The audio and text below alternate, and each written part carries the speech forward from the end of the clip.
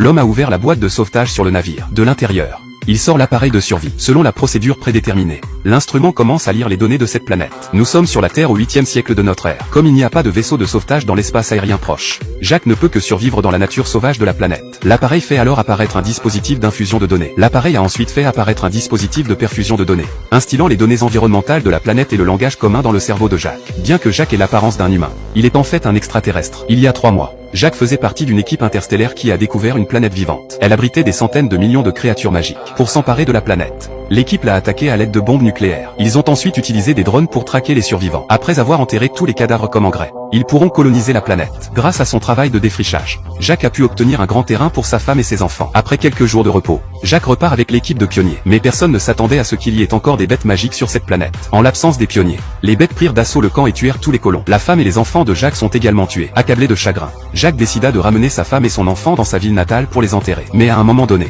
un Ouret est entré dans son vaisseau. Le vaisseau s'est écrasé sur Terre. Après avoir enterré son compagnon, Jacques envoya un signal de détresse dans l'espace. Il faudra au moins une semaine pour qu'un vaisseau de secours arrive. Pour assurer sa survie, Jacques décida de survivre dans les régions sauvages de la Terre. Après avoir traversé une jungle dense, Jacques trouve la carcasse d'une baleine géante. D'après les traces laissées sur place, il semble que la baleine ait été récupérée. Jacques regarde en arrière et voit une tribu brisée derrière lui. Il y a eu une terrible bataille ici. Même l'épée est tordue. Jacques voit 3 énormes marques de griffes sur la porte en bois. Jacques lève alors son canon à main et regarde nerveusement autour de lui. Il savait que les marques de griffes avaient été faites par les bêtes extraterrestres. Il semble donc que les Rayets aient survécu au crash. Soudain, une ombre se dessina dans la forêt. Jacques la suit prudemment. Il lève son arme et vise nerveusement. Mais l'instant d'après, il est renversé par un homme à cheval. Même son canon à main s'envole dans la rivière.